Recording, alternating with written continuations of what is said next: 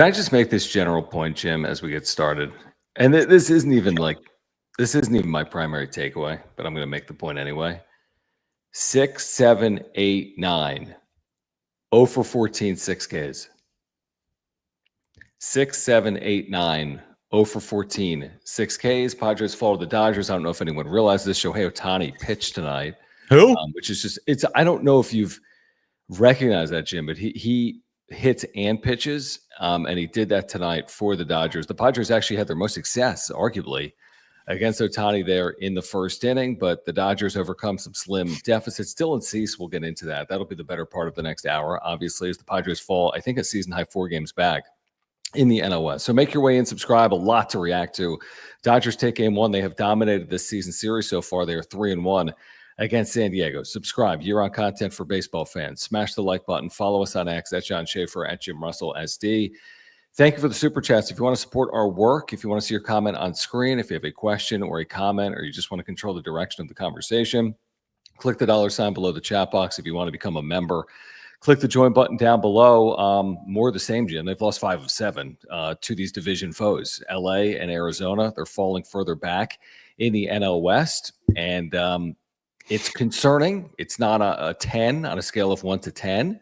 But the way they're playing is concerning. They lack punch, clearly, and that was evident here tonight in the 6-3 loss.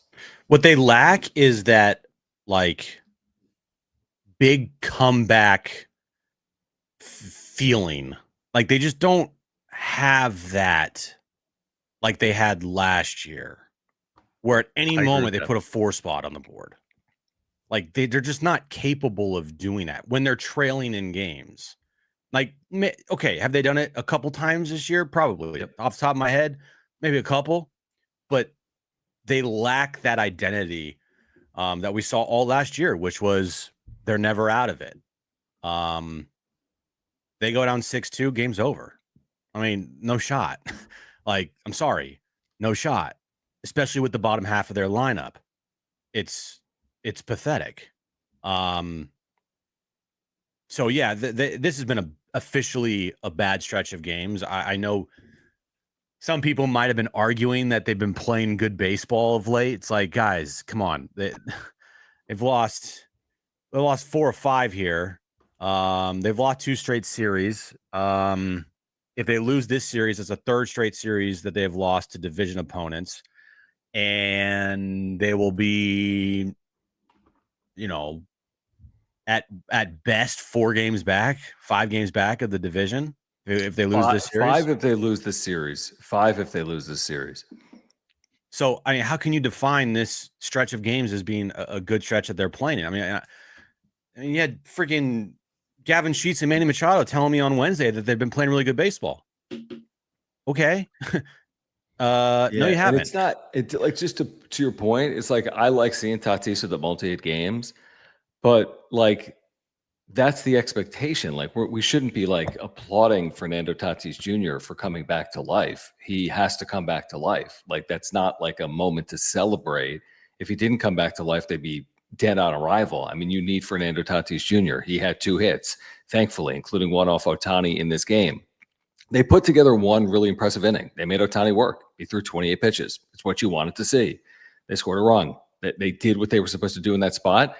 And that was the extent of their offense, by and large. Machado hit a ball down the right field line, to his credit. Machado's been awesome this year, but it's a solo home run, trailing 6-2. And that was basically it. And for Dylan Cease to strike out the first 5 batters he faced and throw 100.5 miles per hour and then get hit around like he did there in the 4th inning, and for Andy Pajes to get the last laugh after getting hit in that inning and for them to bat around is on Dylan Cease. Like, I thought that was going to be a moment where, like, that inspired the Padres and Cease. I really did. And it was the opposite. It inspired the Dodgers, who batted around, had 1 million singles, scored 1 million runs. It was like they were toying with the Padres essentially tonight. And we'll have that conversation, obviously, Jim. But, I mean, Dylan Cease has like a 4.70 ERA or whatever it is. And that's just unacceptable for the halfway point of the season, which we're approaching. You know what you said there that was like kind of describes where the Padres are this year, like, offensively, as you said that the first inning was spectacular. Now, for this year's team standards, like, it's a good inning. They scored a run. But they scored a run. I mean, they had or opportunity. two. They had an opportunity to like kind of really do some damage there in the first inning and really like make Ohtani work. I mean, he worked obviously, but he didn't, throw 30 plus pitches, like how about you get a hit with runner in scoring position with 2 outs? That'd be cool. That'd be nice. You I put agree. a board in the first inning. I mean, 1 run is fine, but again, against the Dodgers, you're going to need more than that. You can't just score 1 run in the first inning and expect that to like hold up throughout the game because it's not going to. Once Dylan Cease, the wheels fell off for him in the 4th inning. That thing was over, dude. That was over. They got 1.5 guys in this lineup that are a threat right now. It's Manny and Toddy has no pop right now. He hasn't had a home run in a month. So like, that first inning, yeah, that was nice to see them work Ohtani there and put a run on the board, but you're going to need more than that from this team right now. And they just don't have that same juice that they had last year. And again, said this last Monday, they could end up going 1-6 against the Dodgers here in these 7 games that they're playing. And their season is still like going to be fine, but it is a very concerning thing to see this team, how so far this year, other than that blowout game where Kike Hernandez pitched like 3 innings on last Tuesday, Dodgers clearly have this team's number. Yeah, I mean, that's a good segue to JD's third. Thank you, man, for the first super of the night. Guys, if you are here, over 400 of you are. Please subscribe. You're on content for you. And thank you for the super chats. Click the $ below the chat box. Dodgers double up the Padres in game 1. San Diego needs 2 of the next 3 to split this series. JD's third, thank you. And again, if you want to contribute and support, click the $ below the chat box. He says 5-1 since game 4 of the NLDS. 7 back if swept. Well, I don't think tonight's an indicator of getting swept. Anything's possible, but I'm not going to say tonight's just guarantees that occurring. And I'm not even worried about last year. I mean, it's always going to be a talking point. I've made it a talking point for the last 6 months, but them losing games 4 and 5 last year to me are irrelevant to what played out here tonight. I was asking for Dylan Cease to look like the pitcher he was last week against the Dodgers. It wasn't the case. It was for 2 innings, but it wasn't the case overall. So I'm way more concerned about Dylan Cease and the 2025 Padres than I am about 24 consecutive scoreless innings. But I did like the 2024 chances, that team's chances, more than I like the 2025 team's chances right now. Things can change. Mm-hmm. It's June 16th, but 2024 second half feels a lot different than 2025 first half in the exact moment that we're in right now. Yeah, well, also too, I mean, I guess, take a step back and not be, living in the moment emotionally from this game tonight.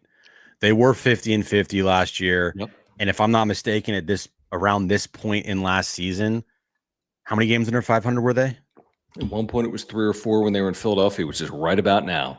Right about now. Right about now, mid to late June. And they flipped that switch. Everything switched. They didn't look back. Now, the big catalyst of them flipping that switch was Manny Machado. Absolutely. He took the biggest turn you could possibly take, and he was scorching red hot the rest of the season. But it was also coupled with Jackson Merrill and the energy that he brought to the team and the big moments that he had. Jurickson Profar. Now, he did not have a good second half, Jurickson Profar, but he kind of carried them for the first half of the season. Fernando Tatis Jr., I think at this time last year he was injured, or at least he went on the injured list, and we didn't see him for a couple of months, right? Yeah, absolutely. And the biggest thing with last year's team was the others stepped up. You opened the show tonight. What did the bottom half of the lineup do? They went 0 for what, 16? 0 for 14 with 6 Ks. Okay. The bottom half of the lineup is a big problem. There is no turnover right now with the bottom half. I mean, Tatis is essentially batting with nobody on 80% of the time. Like, think about that. Tatis, 80% of the time, is batting with nobody on. And I'm taking away him leading off the game. Yeah, of course. Yeah. That's crazy. But that's a good point, because 1 of every 4 he's batting with no one on. And the other, you're saying 2 of the other 3, there's no one on. Right, because you have a 180 hitter and a 190 hitter at best hitting in the 9 spot, and then you have a combination of like Tyler Wade and Brandon Lockridge. Those guys do nothing for you. Every And once in a Trent blue Brooks. Trent Brooks. I mean, once in a blue moon, Tyler Wade gets on base because he has a drag bunter. He walks, but like he's not doing anything. So like 80% of the time, Tatis is not batting in a situation to really do damage. Now he did it over the weekend, but it's not happening at a high enough clip. No, even over the weekend, someone correct me if I'm wrong. How many RBIs did he have with those 8 hits? And not to blame him, he didn't homer. 3 or 2. I know he had 2. Yeah, you're right. It was 2 or 3, which is fine. It was just fine. But again, you're not getting those 4 RBI games, for example, as a leadoff hitter for Fernando Tatis Jr. All right, let's get to the next. I had a point to. Oh, you know what I wanted to mention, Jim, because I think this is relevant, and I actually respect him for saying this. I just saw this on Twitter from Alden Gonzalez. Andy Pa has thought Dylan Cease threw at him intentionally, perhaps, he thinks, because they thought he was relaying signs from second base earlier in the game. He then said, I don't feel like my reaction was right. He said this in Spanish, but adrenaline took over for me in that moment. I mean, he was hit with a 98-mile-per-hour fastball.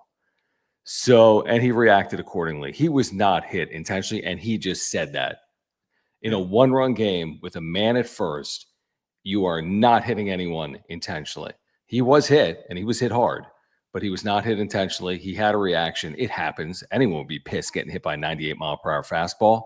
I respect him for saying that post-game because it made no sense in real time and, again, post-game for Dylan Cease to do. Hey, you're trying to get Andy Paez out. You're not trying to hit him with that lineup. I get it, dude. It's an adrenaline thing. Yeah, in the moment, I do get it. Big macho. I mean, Mike Schultz falls victim to this all the time. Yeah, in he the does. moment. Tough guy. Big macho man, tough guy, hold me back guy. It's like, Yeah. Mike, you're not that guy. Stop. Same thing with Andy Paez. Andy, you're not that guy. But adrenaline takes over because we're all, macho, and the testosterone's flowing with these professional athletes and everybody, and they think that they're, big tough guys, and it's like, you're not. Stop. Yep, 100%. But that's easy to say for like me and you on a couch. But in the moment, you get it. I mean, I get being upset because you got hit by a 98-mile-per-hour fastball, not because you were hit intentionally. I get being upset for getting hit, but not being upset because it was with intent, and he cleared it up post-game, so that's fine for me. Where you at, Productions? Thank you for the super. He says, can they just make a trade or sign a free agent already? This offense is garbage. They need help badly. I mean, it's a fair assessment. I mean, you look at what San Francisco did, you're not going to be able to do something like that, obviously. And then you really feel Merrill being out here for the Dodger series when the offense, again, could use him. They did play better for 4 or 5 games, obviously, but I don't think it's as simple as that, Jim. I don't think you just say, well, we had 6 hits, let's go make a trade. I mean, I wish it was that simple. They've had other games with 4 hits and no runs, and that doesn't automatically elicit something. I mean, they do not have depth. Trenton Brooks, and you mentioned today 10 or 11 names that have had no offensive numbers at all year long that the Padres have played because they have no other options. So maybe something presents itself in the days ahead, maybe not. And maybe you're dealing with this for weeks on end until you get to the end of July and hopefully can make an upgrade. Here's the players on the team that have played for the Padres this year that have had 0 impact offensively. Let's go through it. Tyler Wade, Brandon Lockridge, Martin Maldonado, Elias Diaz. There's 4. Then you got guys that aren't even on the team anymore right now. Luis Campusano, Jason Hayward, Tirso Ornelas, Oscar Gonzalez. There's 8. I'll throw Xander in there because, I mean, for what he's getting paid, it's pretty pathetic. He had a double tonight, RBI double. That was nice. But Xander's more often than not giving you absolutely nothing.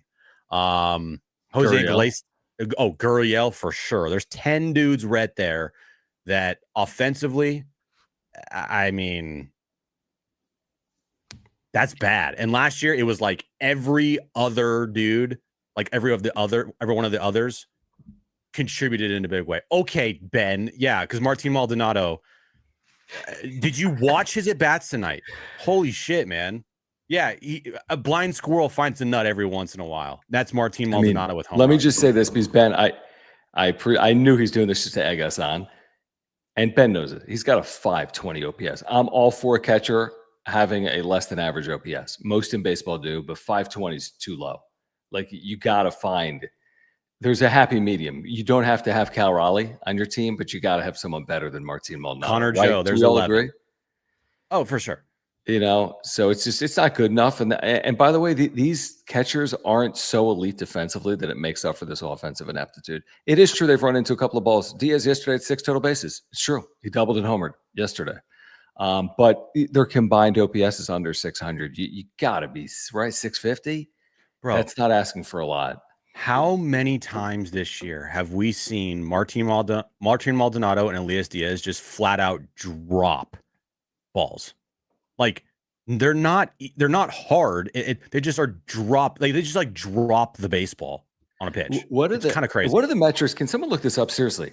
What do the defensive metrics say across baseball for Maldonado and Diaz? Where are they? Are they top 10%, top 50%, bottom 20%? Can someone please give me the defensive mastery? I watched a ball today get thrown into right center field when a runner goes from first to third. I mean, are they elite defensively?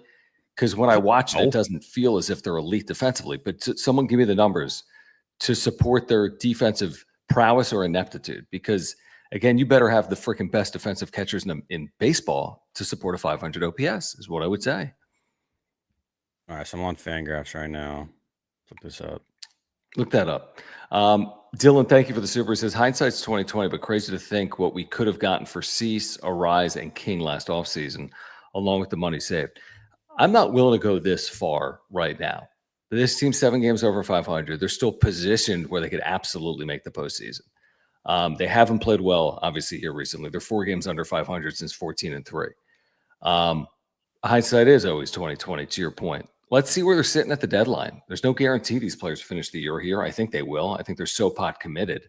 But, I mean, imagine what this team would be without, like, Michael King and Dylan Cease, truthfully, with their starting pitching as well. So, I mean, I wouldn't trade Dylan Cease or Michael King heading into the season either.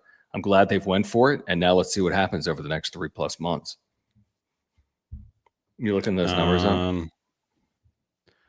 mean, I don't really know what I'm like looking for. And plus, my computer's being really slow right now because it's a piece of shit. We could just do Baseball Savant, but like Sky says, Diaz grades out slightly above average defensively, but bad framing. Okay. And then he's thrown out 4. He's thrown out 4 dudes this year and 26 stolen bases he's given up. Okay, so like, yeah, and again, I mean, yeah, I don't know. I know. Again, I have 2 eyes, and you have 2 eyes, and what our eyes tell us is he's not some elite catcher that they can't afford to lose. No, of course not. Mr. B, thank you for the very generous super chat, guys. If you are here, subscribe. We need to get to 8,600 subscribers tonight. I think we're 56. About 18 or 19 away. Come on, what is this? 2022. Mr. B, thank you for the super. He says a decent team would have scored at least 2 to 3 runs in the first inning. This just doesn't feel like the same team as even just last year. In every game, including the ones they win, the body language just screams defeated. It's hard when you're trailing to talk about body language. It's hard to be like the most rah-rah team when you're losing. I criticized Jackson Merrill for it just the other day, but because he like went over the top like they won the World Series when he had an RBI hit in the 10th inning in a game they lost. I was all for it. Yeah, I know. I get it. I do. But then there's the opposite side, which is like they look defeated, but they are defeated because they're trailing every game. They've lost 5 of 7 or 4 of 5. So they should have taken advantage of Ohtani in the first inning for more than 1 run. I think making him work was good. But yeah, I mean, we've talked about it, man. The slug is a problem. The slug is a problem. Every home run they hit is a solo home run. Gavin Sheets and Manny Machado have been really good. What about the other guys in the lineup? So that's just where they are right now. And like Tatis has definitely heated up for sure. Absolutely. There's no doubt about it. But again, he's a guy, he's a power hitter, and when's he going to hit his next home run? Hopefully before the sun explodes. Hopefully, because right now in their lineup, they have Tatis, who is a home run threat but hasn't homered in damn near a month. Arise, no. Manny, yes, he had a homer tonight. He continues to be great. Gavin Sheets is their like second best power hitter on their team right now. Oh, yeah, definitely. Yeah. And Xander's not even going to touch double-digit home runs this year. Jake Cronenworth's hit or miss and mostly miss. And then the bottom of your lineup is just, I mean, it's pathetic. So they have 2.5 guys right now that have home run pop that, you just feel like they could just run into one like at any moment. And, they're close to last in baseball in home runs. They don't move. They don't move the line as well as they did last year. I mean, they've done it at times this year, but not on a consistent basis at all. And I do think that the bottom half of their lineup, it's really affected this team. Like last year's bottom of the lineup, go look at it. I mean, it's Jackson Merrill, it's Kyle Higashioka, it's Donovan Solano. Now Higgy and Solano have been just like beyond awful this year. And Jackson Merrill's hurt all the time now. But last year, the bottom half of their lineup, they were so good at turning the lineup over, keep on moving the line, and giving opportunities for the top of the lineup to do damage. And this year's team is complete opposite. And I just hate the formula the Dodgers are using to beat the Padres lineup. And they're not the only team to do this, but I mean, they'll just bullpen their way through a game. Oh, yeah. And it seems so easy. I mean, that game 3 the other day in San Diego, they used 8 pitchers. Tonight, right. Again, they see like a lane of 3 straight lefties. They go to a lefty reliever. Then it's Kasperius for a couple of innings. Then it's their high leverage relievers. It's like it just feels almost too easy at times the way that they can effectively manage San Diego's lineup. And it's not just LA. It's more a product of San Diego's inept lineup than it is maybe of Dodgers pitching. But this isn't even the best of LA's pitching, obviously, that we're watching right now in the middle of June. Run it back. Thank you for the super. It says change the lineup. Bat Tatis 4th already. Listen, I understand the lineup criticism is going to be there when the team continues to lose. I'm sure they're having those conversations in terms of changing the lineup. Could Luis Arraez lead off? He's not getting on base, guys. He's not hitting. I mean, maybe that helps something. I don't know if you need Tatis to bat 4th when Gavin Sheets has been a very good and productive 4-hole hitter. And Tatis hasn't been homering, and Sheets has been hitting with more slug. But, I mean, I get it, Jim. We're going to hear about the lineup. As the team doesn't win, there's going to be lineup discussion. I just say have the players individually in the lineup perform better, but maybe a lineup change will come if they continue to scuffle here back towards 500. I want you to guess what Schulte said post-game last night after this one. Tonight? Yeah. That we're a bunch of fighters and there was no doubt in this team. And we truly believed that we were going to come back and win this game. And our at-bats showed that. And I'm so proud of Dylan for the way he battled out there. And what David Morgan, let's take a moment to recognize what David Morgan did tonight. There you go. He was he praised and he was very complimentary of Wandy Peralta and David Morgan. You got to give Wandy credit, and Morgan was fantastic tonight.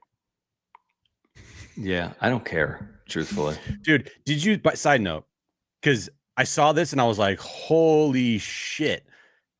You saw the Davey Martinez blow up. Not blow up, but just like, it's not our fault. It's the player's fault. Yeah, I did. Yeah, like from a few days ago now. I was thinking to myself, Schulte, I mean, look, I don't think that's a good idea what he did, to be honest with you. It's pretty funny, yeah. But like, it's as honest as it gets. I mean, you want honesty? There's honesty from a manager. Yeah, like, our coaches are working their ass off. It's on the players' blood. That is as honest as you'll get, and I don't think it would play well with a veteran club at all, especially this club. Not here, especially with Manny Machado. No shot. But again, he's playing as well as anybody right now, so it wouldn't apply to him. But I was just thinking, I'm like, what would it take for Schilt to go there? Like how many games in a row they have to lose? Like 20? No, the more they lose, the more he actually like digs in deeper that like the team's going to get out of it. Because we've seen 5 losing streaks, the 4 or 5 gamers last year and a 6 gamer this year. And that actually sends him more into like joy. Like he wraps his arms further around his team when they're going through it.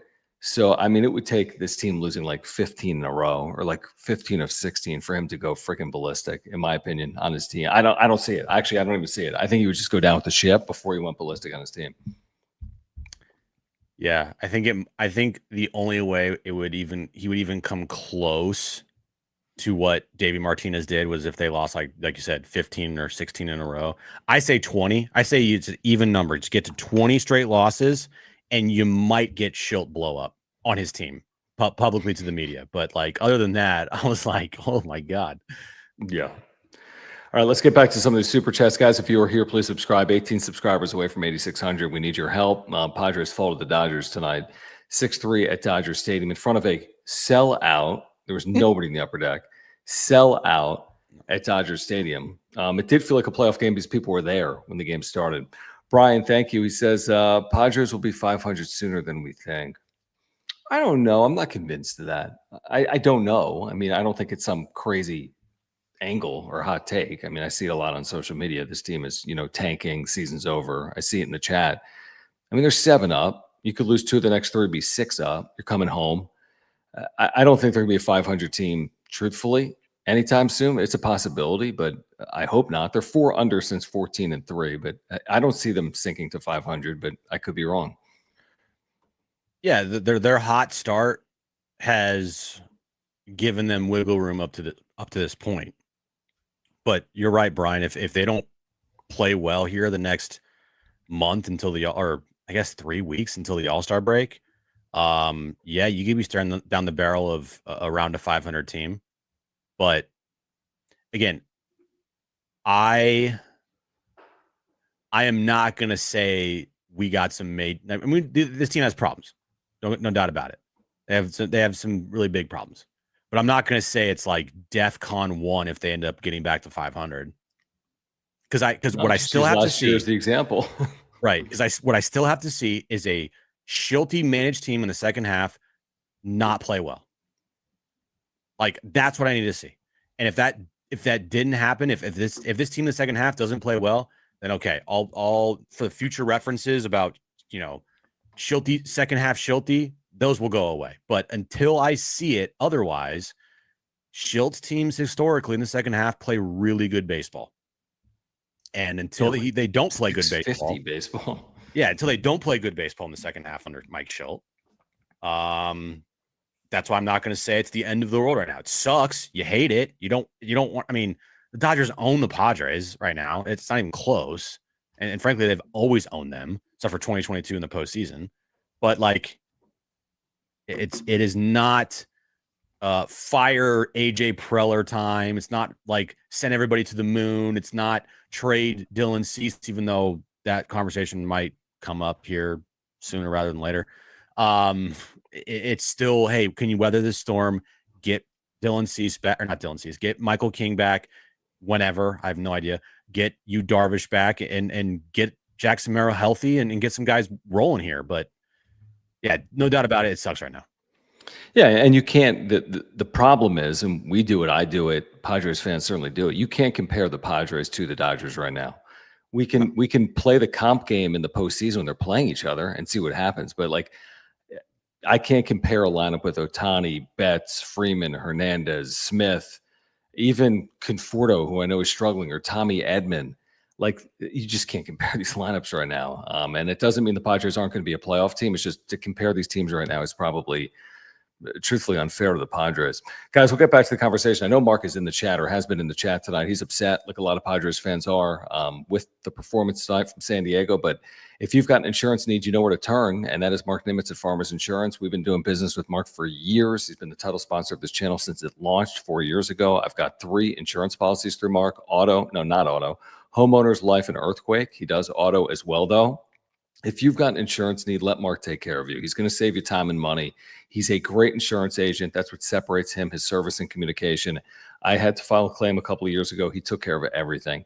If you have any need, before you renew, get in contact with Mark. He is a lifelong San Diegan.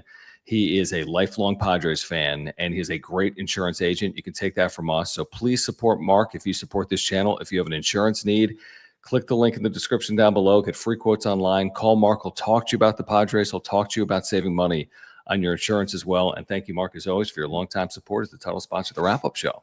All his information is on that ticker below and Nimitz at farmersagent.com. Mark is pissed, so when you give him a call, don't talk about the Padres right now. Just talk about insurance. Just talk about insurance. Exactly. Right. Exactly. Mark, we appreciate you. And again, for our fans that are here, if you've got insurance need, trust us. A lot of you guys do business with Mark. Please do business with Mark. Get in contact. Click that link in the description down below. I think there's a fair point from Dylan, who says, generally don't know if 1 or 2 trades fixes this team. This team is boring, and it's making me fall asleep. Predictable results with this lineup. Find a way or sell. I mean, we were texting, Jim. Me and you were texting back and forth 7th, 8th, and 9th inning. I'm like, how did this game go from Ohtani against the Padres lineup, the Pajes tit for tat, the shill FU, to just quietly into the night? Maybe that's a credit to freaking the back of their bullpen, the Dodgers, and that just happened, and it's 1 game out of 162. But, like, are you kidding? Like, you're facing Shohei Ohtani. You're at Dodger Stadium for the first time since Game 5, and just that. That's all we got. We didn't get more than that. We just got, it's like opening a pack of cards and just getting all the base cards. No parallels, nothing special.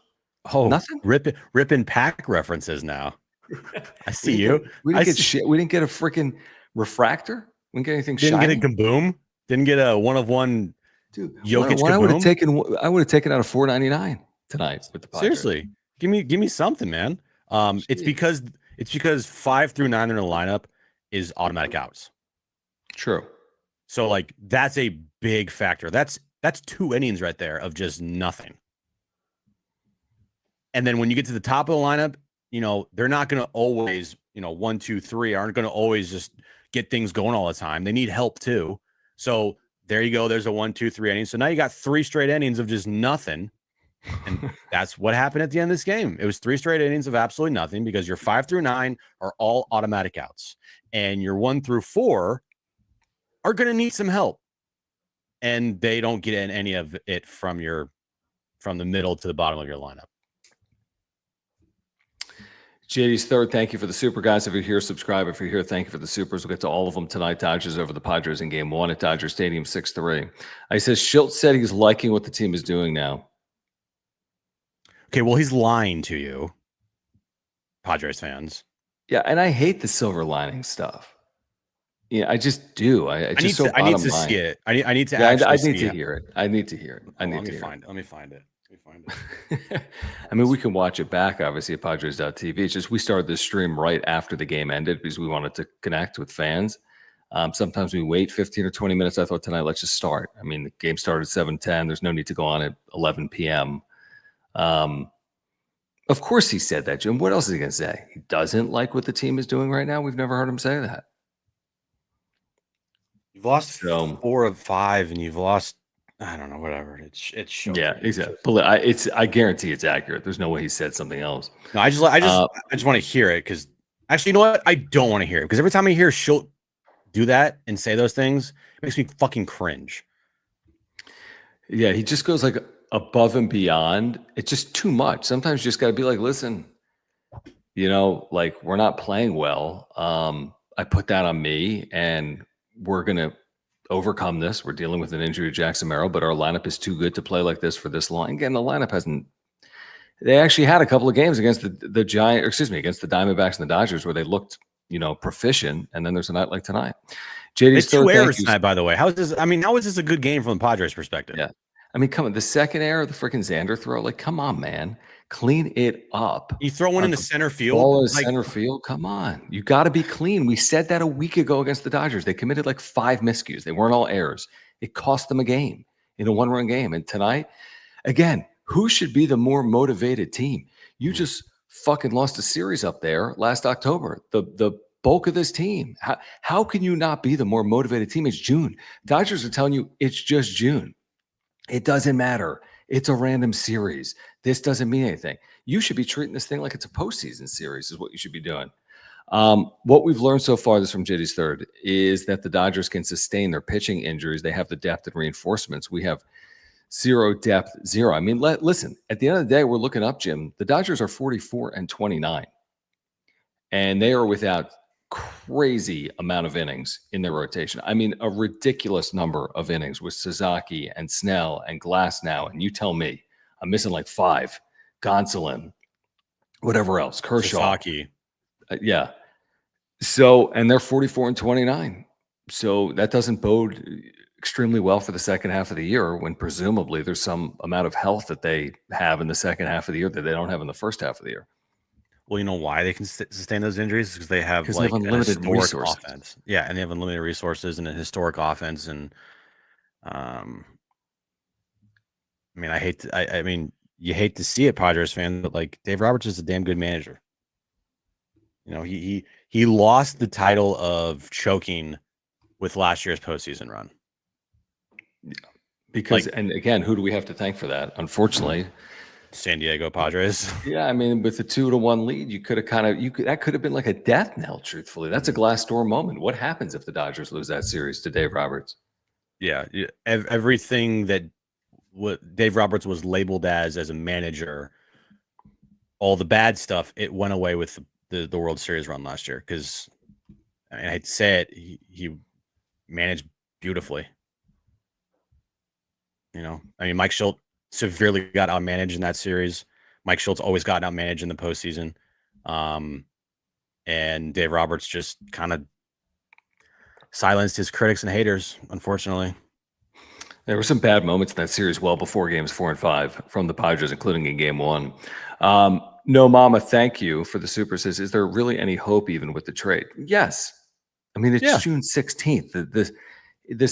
The season's not over. And truthfully, I don't even believe the sky is falling. I was just hoping for more tonight against the Dodgers, knowing that losing 3 out of 4 here is put yourself in a tough spot, trailing the Dodgers by 5 games, for example, in the middle of the season. But of course there's hope. Of course there's hope. They're 39 and 32, and 6 teams in the National League make the postseason. If the season ended today, the Padres are one of them. So of course there's hope, and there's even more hope if they can improve their roster. Like, can they fix at least one automatic out in their lineup? Can they do that? Yes. And then they have to couple that with guys actually producing, and Jackson Merrill staying healthy, Fernando Tatis Jr. going back to not what he was at the start of the year, but you got to be pretty close to that. Luis Ariz, hey buddy, you're a 3-time batting champ. Let's act like it. You know, Manny, you're not worried about Manny at all right now. Gavin Sheets, he has done more than enough. That he's done more than you could have asked for so far in a Padres uniform. So there's no criticism on Gavin Sheets at all. Right. But can you fix at least one of those automatic outs in your lineup and then other guys perform? Then we might be cooking again. But until those things happen, like, yeah. And I agree. I don't think one trade changes everything, but it could help.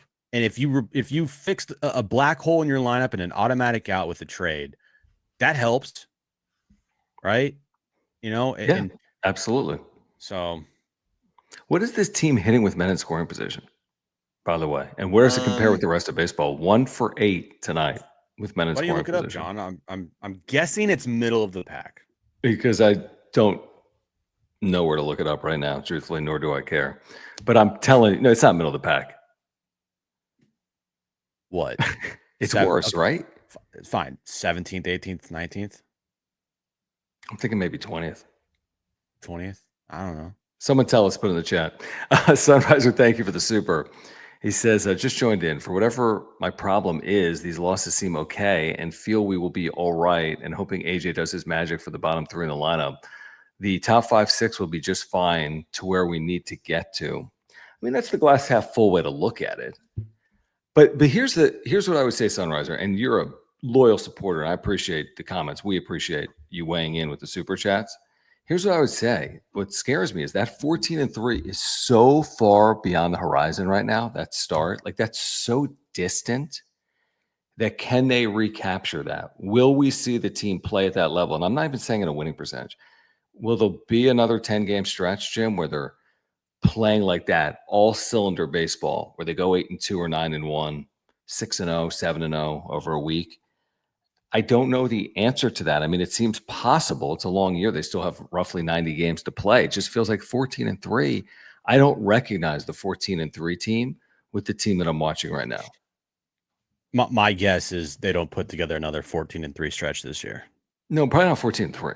Oh, that's really good. Yeah, we said at the time, it's like every baseball team is aiming to have that type of stretch in their season, right? Like every team, every good team It's like you get a 14-3 stretch, you feel pretty good about yourself. Mhm. The one little problem there is like, the timing of it all. Don't get me wrong. I love that they started 14-3.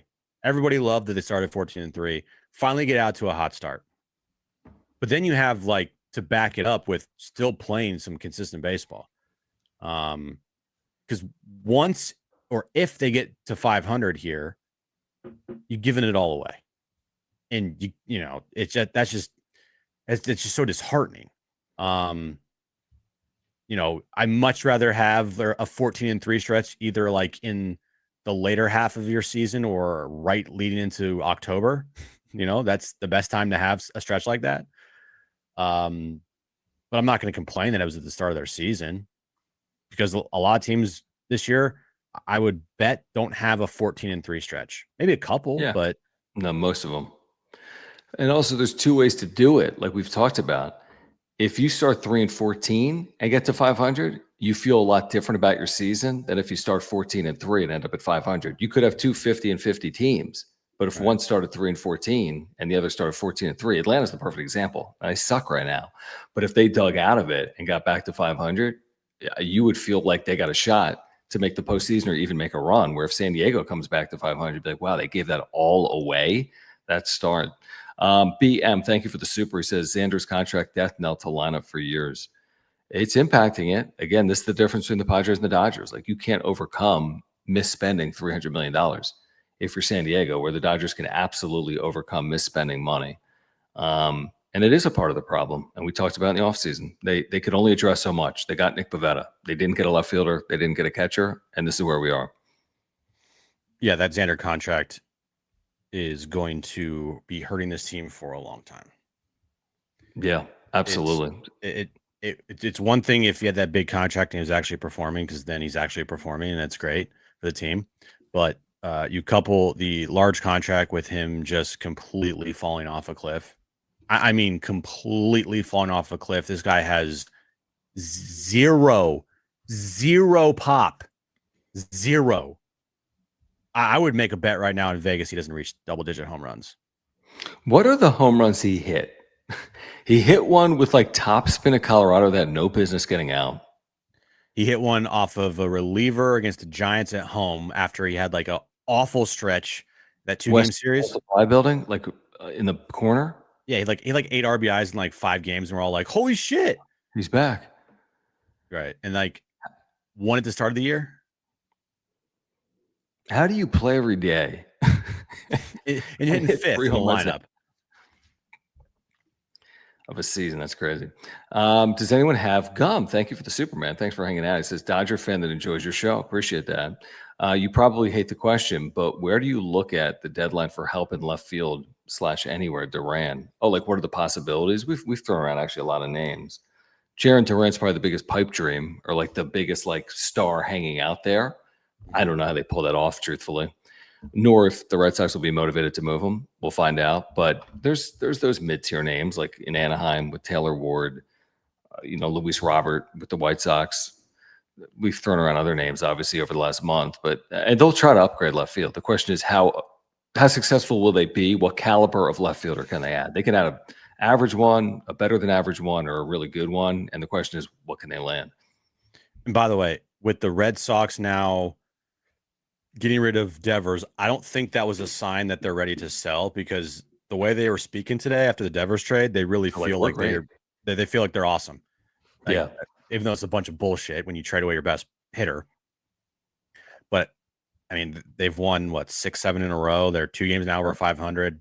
They, I think, really think that they can make a little bit of a run. And if they think that, why would they trade Jarren Duran? I think in their mind, they were thinking, let's get rid of this cancer on this team and Rafi Devers.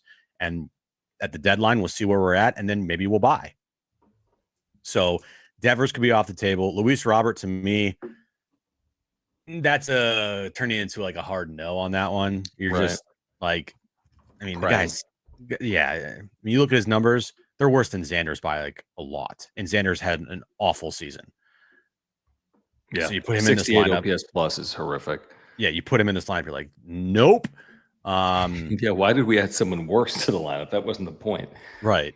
I think really the only player is like Taylor Ward, where I'm like, okay, that's a pretty significant upgrade from what they had. I mean, guy's not going to hit for average, but he's got pop, and that's something that this team does not have. So, and he bats with his right hand. Oh, that too. Right hand. He bats with both hands, but he's a right-handed hitter, which is a critical part of the Padres and their lineup, their failed lineup construction that's going on right now. All right, let's get back to this, Jim, in a moment. We do want to thank our friends over at SeatGeek because they got a great offer going on right now for Padres fans. They really do. Padres back home Friday, so later this week.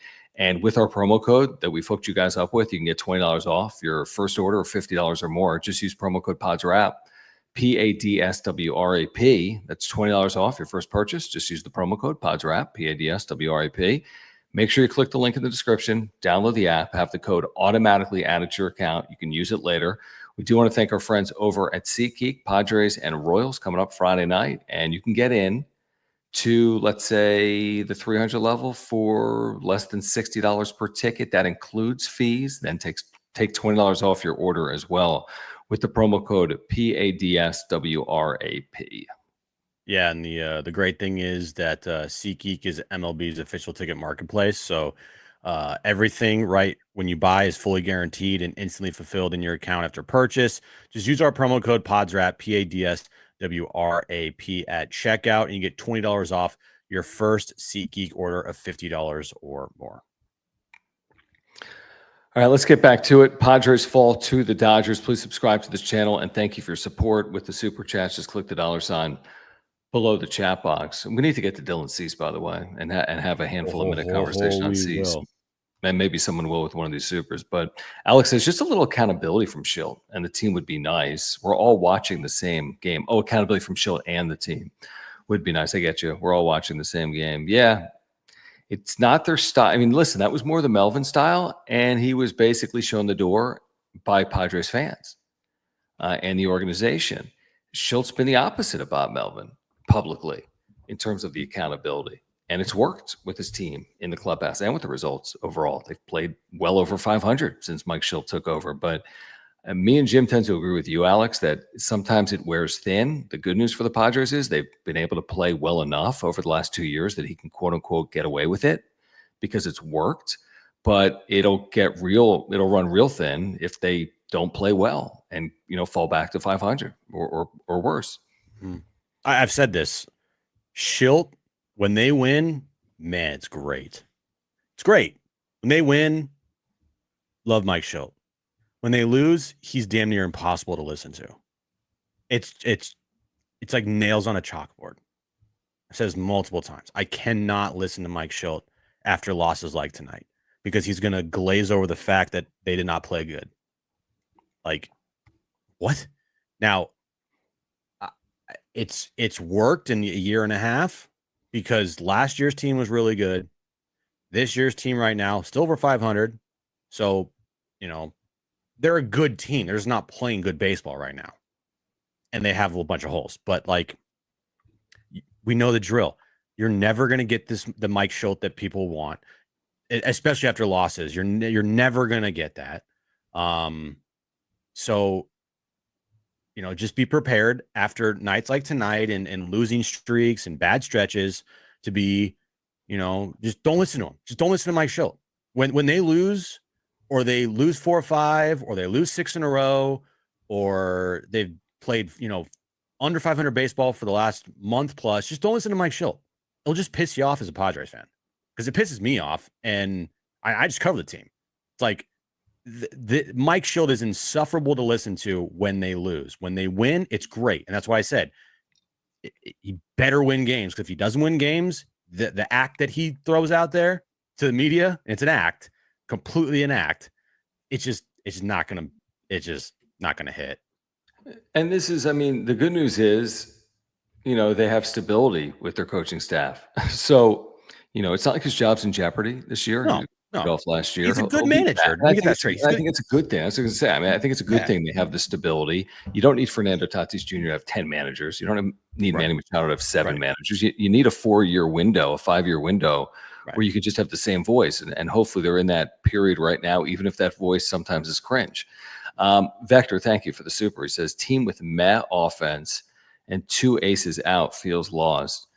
Yeah, I mean, that's another part of the conversation, and we'll get to Cease, but like, you really need, you need Merrill, you need King, you need Darvish. Like, I'm watching it play out in real time, and this isn't enough for them to play at the clip that's necessary to hang in this race in the NOS. So they need them. I don't know if they're going to get them, but they need them desperately. Yeah, they need the guys that they have under contract to perform. You know, it's a deja vu saying from the 2023 team. 2023, they had guys and they just needed them to perform, and they didn't perform. And we're right back here 2 years later. They have yet now. I'm not going to say what I was going to say, but they just need guys to perform. It's plain and simple. It's a move will help. It won't like change the course of the season. Maybe it will. We've seen. I mean, could, but I mean, the odds are is that even if they make a move, they're still going to need those guys to perform that are under contract. Because if they don't, it doesn't matter who you make a move for. It's not going to help. I agree with that completely. Sunriser, thank you again for the very generous super, guys. We appreciate you. Thanks for hanging out. Please subscribe, and thank you for the super chats. We'll get to all of them tonight. Padres fall to the Dodgers. If you want to support, click the $ below the chat box. Like our loyal supporter Sunriser says, us winning the regular season against the Dodgers last year did us no favors. Did no favor to us in the postseason. It was the other way in 2022. For what it's worth, it appears we missed out the playoffs, the odd years, and nervous on that. Yeah, I mean, obviously 19, 21, 23 did not go as well as 20, 22, and 24. I mean, I think he makes an interesting point, Jim, which is Padres were thoroughly outplayed by the Dodgers in the regular season of 2022. No one gave the Padres a shot, and they won going away 3-1. Last year, Padres actually played the Dodgers extremely well in the regular season, won the season series for the first time in forever, led that series 2-1, and still lost in the postseason 3-2. So just because, let's just fast forward and say the Dodgers won the season series 8-5, that doesn't mean you can't get them or clip them, so to speak, in the postseason, because we've seen some interesting things play out in the postseason over the last few years. But I would just say I'm less worried about the postseason right now and just seeing this team play well, because there's no guarantee they're even a postseason team as we sit here right now. Yeah, I mean, look, the postseason stuff is, and they're going to be in contention for sure, unless just more injuries, and they'll be in contention. But what this team is trying to accomplish this season is something that they have not been able to do in, I don't know, a decade plus, almost 2 decades. Actually, sorry, about 2 decades almost, which is make the postseason in back-to-back years. Right, that was mid-2000s.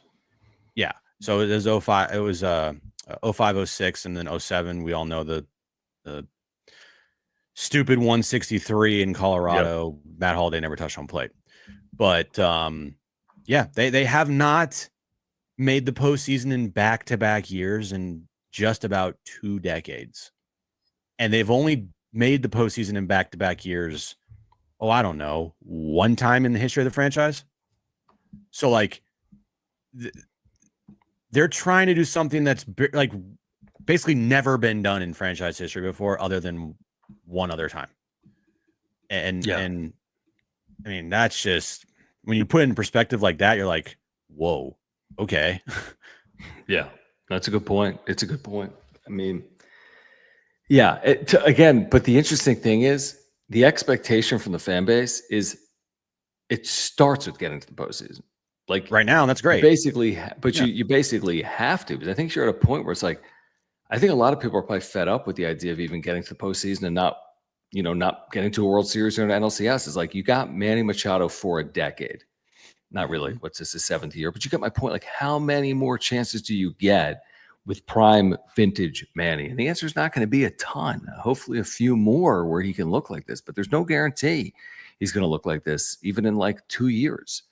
Rocket, thank you for the super. He says 7 through 9 hitters have the second worst combined OPS. Yeah, that doesn't surprise me at all. I mean, that makes sense based on the eye test, and is concerning and can't be fixed with one player, unfortunately, if that's the case. Yeah, this 7 through 9 is awful. It's been bad. Does anyone have gum? Thank you. Hayward would have crushed us if he were healthy. Yeah, again, nobody. I don't even know what they're doing with Hayward, truthfully. I have no idea. He's going to come back and do what? Platoon, play here and there. By the way, if anybody listened to our Kevin Acee interview today on John and Jim, you might want to go back and listen to it. And I need to go back and listen to it too. Because the part where he talks about the Padres' chances of making a trade, kind of flashy trade, kind of concerning. Like, yeah, don't expect like fireworks at the deadline, Padres fans. It's kind of what he said. Like, don't expect some big splashy move at the deadline. And if there is a splashy move, expect one of these key relievers in the Padres bullpen at the big league level to be a part of it, potentially. Because if a guy like Adrian Morejon or Jeremiah Estrada aren't part of a deal, like don't expect like Jaron Duran or anybody of significance. And that's why you've heard me say a lot recently, like I'm not expecting the trade deadline to like save them, nor am I expecting their quote unquote new left fielder to completely reimagine their lineup. I mean, it doesn't always work that way. Even if you get a player in a good year, they can come over and not be impactful. We see it all the time at the deadline. You could get lucky and get the right player at the right time. That's possible, but it's certainly not a guarantee. And you can't count on adding a player and completely changing the fortunes of your team. And I don't care who that player is. That would probably include Juan Soto a couple years ago. Like we were asking the world of Juan Soto, and he didn't provide near that after the deadline. Does anyone have gum? Again, thank you. He says, I'll pay you to talk about Cease. That line is, well, we could talk about Dylan Cease. I mean, I would just say that when you start the way you started and you look like the more motivated pitcher, all the talk about Ohtani, you're throwing 100, you strike out the first 5, you're near perfect in the first, 3 innings of the game or 4 innings. And then, I mean, that inning was a disaster, a complete and utter disaster. They batted around. And that's not good enough for a supposed ace that is supposed to be at the front of your rotation, especially with the injuries you're dealing with. He's got a 4.69 ERA, not nice. And he's 2-6 for whatever that's worth. And it's just, I have no faith in him in the postseason. I'm sorry. I know you got to get there. If Dylan Cease was pitching against the Dodgers in the postseason, the Padres do not have a good shot of winning. Sorry, they don't. And I know he was good a week ago, really good. This was a different beast, and he was not up to the task tonight. I completely agree. Dylan Cease is having a awful year. If the season were to end today, he would end with the highest ERA. Well, actually, just kidding. His first year in the big leagues at a 5.79. But he's had a really bad season. He's had one good start, and in that start, he did walk 5 guys, which somehow I have no idea how he didn't allow a run. Yeah. But for the most part, he has put up when they've needed him the most, he's put up a really bad year so far. I agree. I have zero faith in him if they were to make the postseason, like 0. He just is a guy that can look like he did in the first couple innings and then completely lose it. I mean, it's been said before, he's the right-handed version of Blake Snell. Mm-hmm. Like, he just looks dominant. His stuff is great, and then he just completely loses it. He has ace-like stuff. He has pitched like an ace at times with this team. Last year, we finished 4th in Cy Young. I don't really know how he finished 4th in Cy Young with the 3.47 ERA, but all of his advanced analytics look pretty damn good. I mean, 189 innings, like, take that every day. 200 plus strikeouts, take that every day. His whip was 1.07. It's really good. You look at how many hits he gave up compared to innings, only 137 hits in 189 innings. Like, damn, it's really good. and he had some blowups to inflate his ERA. But last year, for the most part, in the regular season, dude was very reliable for the most part. This year, not so much. And yeah, I mean, at this rate, because they are pod committed, they're going to lose this guy for nothing. And, you know, it is what it is. Hopefully they make the most of losing him for nothing, as in make the postseason and then make a run, because you're right. He's not back, and they're not trading him either unless the wheels completely fall off and nobody's forecasting it or wants to see it. Right. Guys, while we have a moment, we do want to remind you about our friends over at Mova Globes. They have a terrific offer for you, whether you're a Padres fan or just a baseball fan. They have these officially licensed globes for all 30 Major League Baseball teams. And if you use our promo code PWS10, that's PWS10, by clicking the link in the description down below, you're going to get 10% off. Terrific, terrific products. They spin automatically with artificial or natural light. It is the best gift you're going to give to the baseball fan in your life, whether they're a Padres fan or not. Make sure to pick one up. This company is based in San Diego. Technology was invented right here in North County. So pick one up, support the channel, use the promo code PWS10. Get 10% off. There are no cords, there are no wires, and this is just a terrific, terrific gift idea. Yeah, use our promo code PWS10. Pick up a Mova Globe. If you're a Padres fan, this is a great item to have. It's like a collector's item almost if you're a Padres fan. If you're not a Padres fan and you're watching us, because there's a lot of non-Padres fans that like to watch us, especially Dodger trolls and fans, go pick up a Mova Globe. They have all 30 baseball teams. Pick up a Mova Globe today. I'll get back to the supers, and I'm not fully disagreeing with this comment, but I think it's too simple to say something like that. He's been unlucky. Like, really? Over a half season, he's just had bad luck? Everything else is the same. It's just luck when his hits are at a hit per inning and his whip is up 0.3 from 1.07 to 1.33. It's just luck. Like, I get it. I see advanced analytics that there's some truth. It's like when we talked about Machado's barrel rate and all, he was all red on his Baseball Savant page, and eventually it clicked. And he went on that month-long stretch he's on right now where he's homering and hitting for power.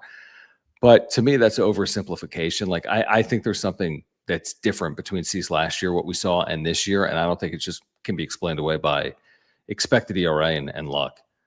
You know what they don't put on the back of your baseball card? XERA. Unlucky.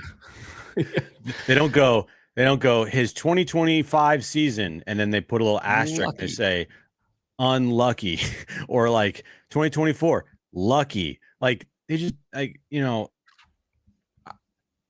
again, I'm not bashing. They put it on the back of like the franchise. Like, we're just not a lucky team. Yeah, I'm not. Robert Suarez wasn't. Yeah, all advanced analytics, but at the same time, like, your stats are what your stats are. I got in an argument with some loser on social media trying to tell me that, Xander Bogaerts is infinitely better than Eric Hosmer. Oh, okay. No, I mean, look, I thought I would never, ever, ever be defending Eric Hosmer, but the numbers are the numbers, and Xander Bogaerts, for the money he got paid, is an infinitely worse contract than Eric Hosmer. Yeah, Eric Hosmer defensively was awful compared to Xander defensively, and Xander defensively isn't that great either. So it's like you're arguing between one pile of shit and another pile of shit, and one pile of shit looks worse than the other pile of shit. And that's what you see. It's the same thing with like Dylan Cease. You see his numbers, shit numbers, and that's what you see. You don't be like, man, that pile of shit looks awful, but it's in the right light, it looks better. It's like, no, it's still shit. I like your shit analogy. That was really. You're welcome. It was deep. Yeah. Guys, appreciate you hanging out. Over 500 of you are here past 11 o'clock Pacific. We appreciate you. Subscribe on our way to 8,600 subscribers. See if the Padres can bounce back in game 2, Tuesday night at 7:10. Thank you for the supers. Click the $ below the chat box, like John Fields. Very generous, John. We appreciate you, man. He says, I think it's easy for us to get down when watching the success of LA and San Francisco. If we split this series, then I'm fine with it. One hot month and we're back in it. 2024 Pods were at 500 in July. Yeah, we've touched on that point, John. I mean, you're right. Now, splitting the series is no walk in the park. They're 26-12 at home, LA. And to split the series, you got to take 2 out of 3. Very possible. We've seen the Padres do this before. So it's very possible. Make no mistake. But no guarantee they split this series. And no guarantee they play well in the second half like they did last year. But your point's valid. I mean, yes, San Francisco's been good here recently. Yes, LA's been good here recently. That doesn't mean all hope is lost in San Diego just because the Padres haven't played at the same clip as the Dodgers and the Giants over the last month. You said today on John and Jim, 2-2 in this 4-game series. I'd take it right now. Depending on how the first couple games go. Take it right now. If they won the first 2, then you get greedy. But if they lose the first 2, oh my God, split in a second. Right. Yeah, absolutely. Yeah. Evan, appreciate you, man. He says, are we not talking enough about Michael King? Should we just sell if he's not coming back? It's probably too early to really know. I think it's way too early to say he's not coming back. But I also think it's probably too late to pretend like he's going to be back in like 2 weeks. So it's somewhere in between probably with King. But what is he going to look like? What's Darvish going to look like? I mean, these are great points. Like if King's not King and Darvish isn't Darvish, you're probably chasing something that isn't real. So you're going to need both King and Darvish to be, I don't know if impactful is the right word or themselves or somewhat impactful, but you're not getting this thing done without Michael King and Yu Darvish. I know that. First off, thanks for the super chat, Evan. But if King's not coming back, nobody's going to want him. So you can't sell him. No, well, I mean, you could still move like Cease. Okay, yeah, but the Michael King aspect of it is he's asking, like, should we just sell Michael King if he's not coming back? If he's not coming back, then no one's going to want him. Like, no one will want Michael King because he's a free agent at the end of the year, and what's the point? Unless you sign him, but I think he's going to hit free agency. I think he wants to hit free agency, as he should hit free agency. But yeah, thanks, Hemi Turner, you fucking clown. I only put him in timeout and even blog him. Oh, okay, whatever. Troll, loser. But a subscriber. Thanks. He was forced to. Michael King in this awkward, I slept wrong on my shoulder and now I'm not going to be pitching for another 2 months injury is the weirdest thing I've ever covered in baseball. Right? Isn't this the weirdest injury ever? I mean, there's been some weird injuries, but most of them you're like, oh, the guy slipped and fell at his house and broke his ankle. You're like, okay. You slept wrong? Yeah. The fuck? It's gonna cost you months. Yeah, it potentially could cost you more. I mean, this has to be up there with one of the weirdest sports injuries I've ever seen. Right? Yeah, baseball has some weird ones, but for someone as important as King and Ace to be sidelined for a long time because he slept wrong is not being lucky. It's being unlucky, and that's the true unlucky break. If that's true, if that's what he's dealing with, then that is factually unlucky. Carlos, what's going on, man? Our buddy Carlos is in the chat and not thrilled. He says X is trash. 230, no sign of slugging. Yeah, I would just agree because I don't want to fall for he doubled today. He doubled yesterday. Maybe he's back. I'm not playing that game. Like until he puts together like a 50-game stretch where he looks like an all-star and is a force in that lineup, that I'm not falling for anything. So I think we both are on that side of the coin as opposed to the opposite side of the coin, even though Xander, I bet if I looked at his numbers over the last 10 days, they'd say he's been good. But I'm not going to fall for that until he does it for like, I don't know, a month straight and hits for power. Remember when you quote tweeted me tonight and you're like, works every time. And I said he had a 318 slug, and that was like what, 3 days ago? What is it now? 317. Is that right? So it's gone down. If you're looking at his last 30 games, he's hitting 222 with a 292 OPS, 292 on base percentage and a 278 slug. What has it been in the last, just give me the 15 and the 7 just so I can hear it. All right, last 15, he's hit 190 with a 238 on base and a 241 slug. Last 7, he's in 200 with a 219 on base and a 267 slug. Jeez, are you serious? His last 30 games, he has 1 home run and 9 RBIs. Yeah, I mean, Carlos is right. Yeah. Holy shit, dude. What an awful player. And he's right. If we want a deep run, half of lineup needs upgrade. I mean, and I don't know if it's 4 players or not. I mean, they're not going to acquire 4, players at the deadline that are going to bolster their lineup. I wouldn't think that would be pretty improbable.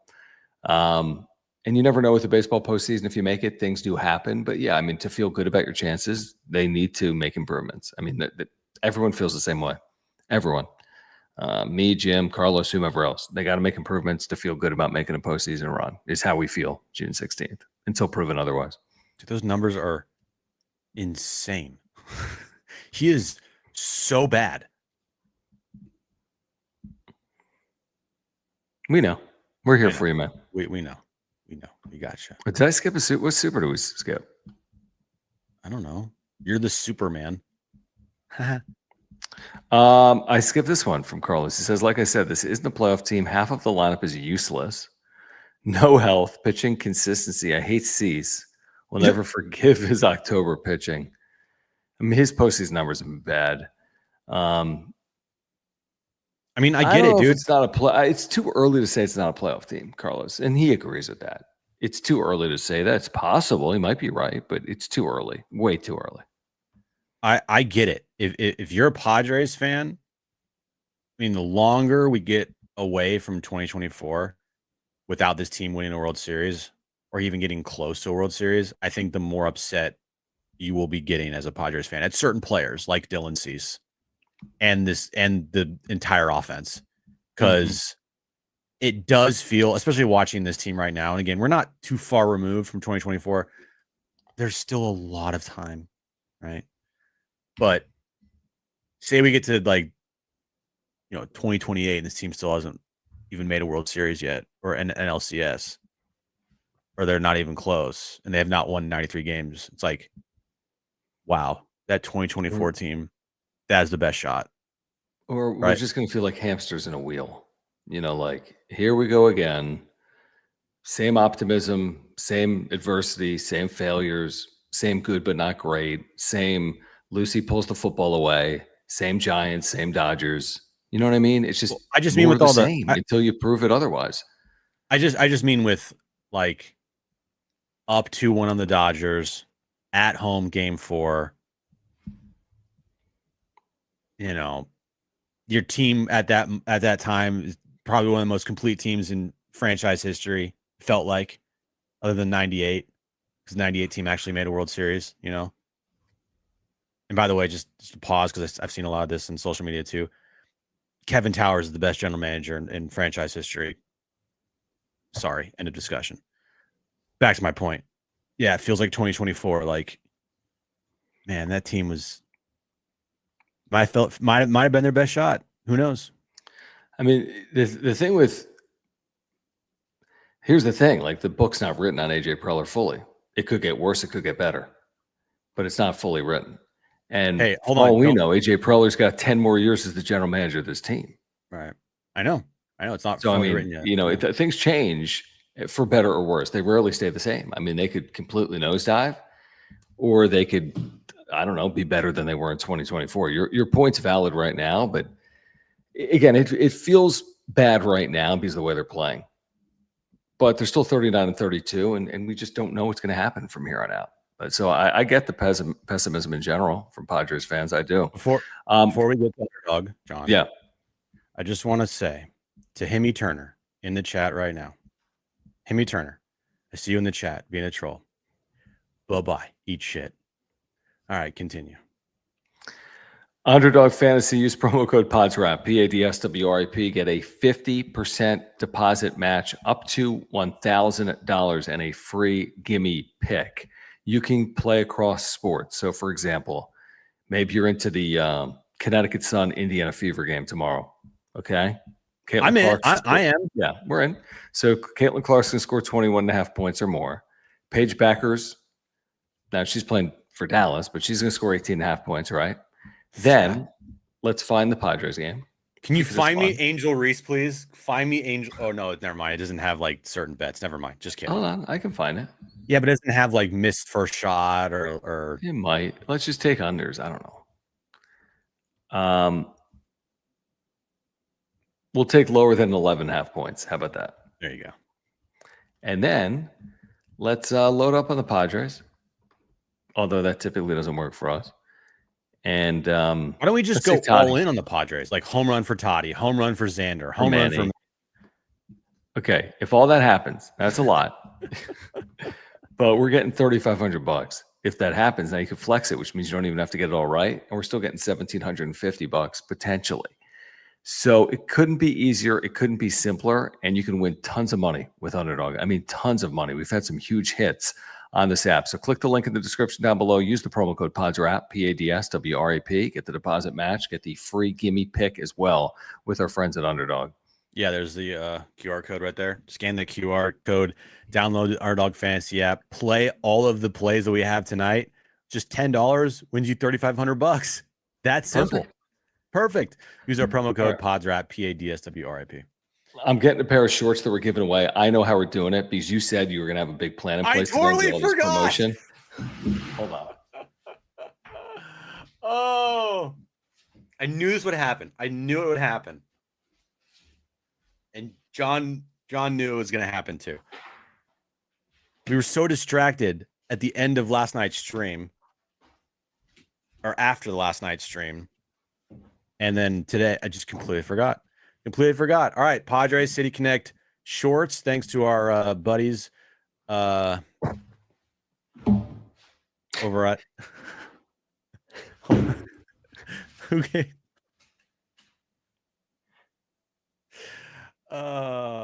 Parks and Normal. Sorry. Wait, hold on. Time out. Oh. Fire emojis in the chat. We have a $100 super chat from Casbah. This might turn this series around, Casbah. If they win tomorrow and they win the next 3 games, this is all because of Casbah. If this team wins the World Series, go back to this moment. $100 super chat. I don't know if you meant to send in a comment, but if you did, please put it in the chat. Please we'll get comment. to it. At Casbah throwing in a $100 super chat. Love to see it here on the wrap-up show. Dude, you're the man. Let's leave that up on the screen for a moment. I know how we're going to give these away. Okay, here's what you need to do, because I thought about this over the last 2 hours. Now, first of all, if you want these are size medium. I would say they play larger than that. It's more like size large. It's too big for me. Okay. And I'm 6'1", but skinny. But these are fairly large. Yeah. But they're cool. They're dope. Okay. Okay. They are dope. Here's what you need to do. I'm going to ask a trivia question, Jim. Ooh. The first correct answer in the chat, we're going to see it logged in there. So get by your keyboard right now. I'm serious. Your phone or your keyboard. Get ready because we're doing this in the next 1 minute, maybe 2. I'm going to ask a trivia question. The first person with the correct answer is the winner. They will then email PadresWrapUpShow@gmail.com with their name and address. We'll get these in the mail within 48 hours. Simple as that. Okay? And we have more giveaways throughout the course of this series. More shorts. And I think maybe a cap to give away, potentially as well. But Parks and Normal is a terrific company. They support this channel. Please support them. Local company. They have just phenomenal stuff. So check them out at parksandnormal.com. The answer, Steve Finley. Is everyone ready? Are you ready, Jim? I'm ready. All right. You're not going to be able to look this up. The first person is going to know this. You're not going to be able to look it up in time. You're going to know this. Be next to the keyboards, everybody. Right on the keyboard. I'm going to say it right now. Here's the question. What was Tony Gwynn's career batting average? Dun, dun, dun, dun, dun, dun, dun, dun, dun, dun, dun, dun, dun, dun, dun, dun, dun, dun, dun. Incorrect. None. Okay, I see the winner. The winner. Okay. It's 291. It's 338, and the first 338 that came in, I think, is from Normal Heights. It is at 11:27. There it is. In fact, so Normal Heights, email PadresWrapUpShow@gmail.com, name and address. I'll get these in the mail within 24 hours. And here's the deal. Actually, 48 hours. here's the deal, because we have a meeting tomorrow at iHeartRadio. Thank you, iHeart, for doing that. Here's the deal. We're giving away more shorts tomorrow night on the wrap-up show. So be with us tomorrow. We'll have another trivia question centered around the Padres. Congratulations, Normal Heights. I like that, John. That was very good. That's a very good way to do a giveaway on this channel now. Did you like that? That's pretty cool, right? Yep. That was a good question. Like it's gettable. I mean, you have to know it. Yeah. But it wasn't like something ridiculous. Like, what's Xander Bogaerts' OPS plus this year? Nobody cares. Okay. Did you know Tony has 3,000 plus hits with the Padres? That if I was giving away two things, I would have said how many career hits. That was my second trivia question. And that's not the question today, but I think it's 31-41. Or you could just, there's So we'll have another trivia question tomorrow, centered around the Padres. Normal Heights got it as well. There you go. Normal Heights, good job. 31-41. All right, guys, we'll be back tomorrow. Join us 2 to 6 on John and Jim, San Diego Sports 760, the iHeart Radio app. We're also on YouTube. We'll get you ready for Game 2 of this series, which has more importance now for the Padres after losing Game 1. Randy Vasquez as well. So what did Vasquez do against it? He was good, wasn't he? I forget. Remind me, what did he do last time out? He only pitched like 4 innings because Schultz was terrified of having him in there longer, right. and they went full bullpen and it backfired. That's exactly right. So join us tomorrow at 2 p.m. and then join us tomorrow night on the wrap-up show. We've got full reaction. We've got a preview for you coming up all afternoon long. Please support our partners, Mark Nimitz at Farmers Insurance, and our friends at Humboldt Casino and Mova Globes, SeatGeek and Underdog Fantasy as well. Dodgers take Game 1, but Game 2 is Tuesday night at 7:10 from Dodger Stadium. For Jim, I'm John. I've missed some supers. I'm such an idiot. Hold on. Carlos. And thank you, Kasba, or your name. Kasba. Thank you. Very kind. He says, Iglesias, Wade, Lockridge, 0 home runs. Is that right? Right. They have the same amount of home runs as me and you and everybody in the chat.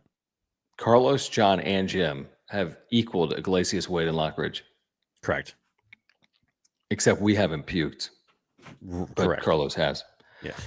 Carlos, appreciate you, man. Come back tomorrow night. Hopefully Padres win. Padres fans, thank you. Baseball fans, thank you. Subscribe here on content for Padres fans and baseball fans. And also thank you for the super thanks if you are here on replay. Make sure to subscribe. We need to get to 8,600 subscribers by the time our show starts tomorrow, and we're 14 subscribers away. So if you have not subscribed to this channel, please do that. If you have not liked this video, please do that. And for Jim, I'm John. This has been the Wrap-Up Show.